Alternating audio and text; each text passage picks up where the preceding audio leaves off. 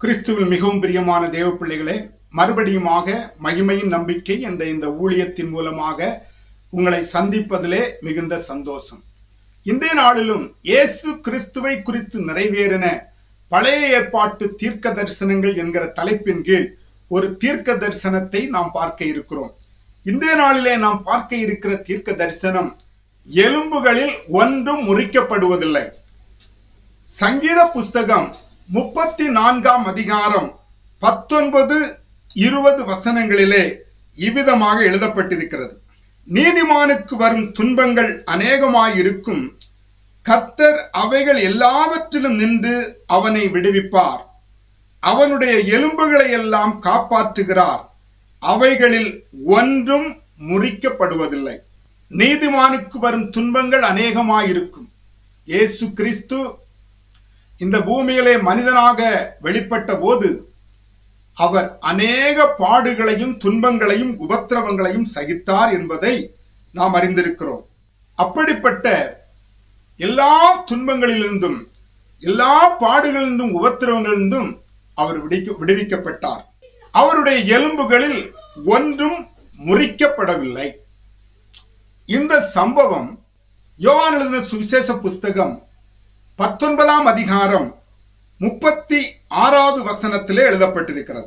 அவருடைய எலும்புகளில் ஒன்றும் முறிக்கப்படுவதில்லை என்கிற வேத வாக்கியம் நிறைவேறும்படி இவைகள் நடந்தது. இயேசுவை சிலுவையில் அறைந்த அந்த நாள் பெரிய ஓய்வு நாளுக்கு ஆயத்த நாளாய் இருந்தபடியினாலே அந்த நாளிலே சிலுவையிலே பிணங்கள் பிரேதங்கள் இருப்பது அவர்களுடைய நியாயப்பிரமாணத்தின்படி சரியல்ல. ஆகவே அவர்கள் பிலாத்துவினிடம் போய் அவர்களுடைய கால் எலும்புகளை முறிக்கும்படி உத்தரவு கேட்கிறார்கள். ஏனென்றால் சிலுவையில் அறையப்பட்டவர்கள் மரிக்க வேண்டும். மரிக்காமல் இருந்தால் அவர்களுடைய கால் எலும்புகளை முறித்து அவர்கள் மரணம் அடைந்த பின்பு அந்த பிரேதங்களை எடுத்துக்கொண்டு போவார்கள், அடக்கம் பண்ணுவார்கள். அதற்காக வேண்டிதான் அந்த யூதர்கள் பிலாத்துவிடம் போய் அந்த பிரேதங்களை எடுக்கும்படி, சிலுவையில் அறையப்பட்டவர்களை அந்த பிரேதங்களை எடுக்க வேண்டும். மறிக்கவில்லை என்றால் அவர்களுடைய கால் எலும்புகளை முறித்து அவர்களை சாகடித்து அவர்களை அடக்கம் பண்ண வேண்டும். இதற்காக அவர்கள் போய் கேட்கிறார்கள். ஆனால் அந்த 2 கள்வர்களுடைய கால் எலும்புகளை முறிக்கிறார்கள். ஏனென்றால் அவர்கள் மரணம் அடையவில்லை. ஆகவே அவர்களுடைய கால் எலும்புகளை முறிக்கிறார்கள்.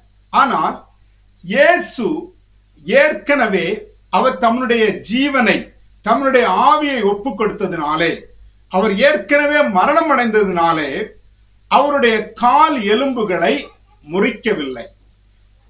இவ்விதமாக சங்கீதம் 34 அவருடைய எலும்புகளில் ஒன்றும் முறிக்கப்படாது என்று சொல்லப்பட்டிருந்த தீர்க்க தரிசனம் இயேசுவிலே நிறைவேறினது. எவ்வளவு சிறப்பான தீர்க்க தரிசன நிறைவேறுதலாய் இருக்கிறது பாருங்கள்.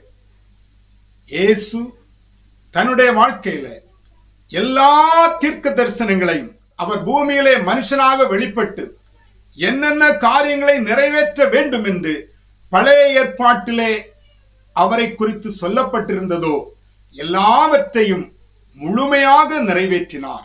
எல்லாவற்றையும் நிறைவேற்றி எல்லாம் முடிந்தது என்று சொன்னார். இவ்விதமாக கர்த்தருடைய வாழ்க்கையில எல்லா தீர்க்க தரிசனங்களும் நிறைவேறின. அவரை விசுவாசிப்போம், அவரை ஏற்றுக்கொள்வோம், அவரே ஜீவனுள்ள மெய்யான தேவன் என்று அறிக்கை செய்வோம். அவர் காட்டிய வழியிலே நடப்போம்.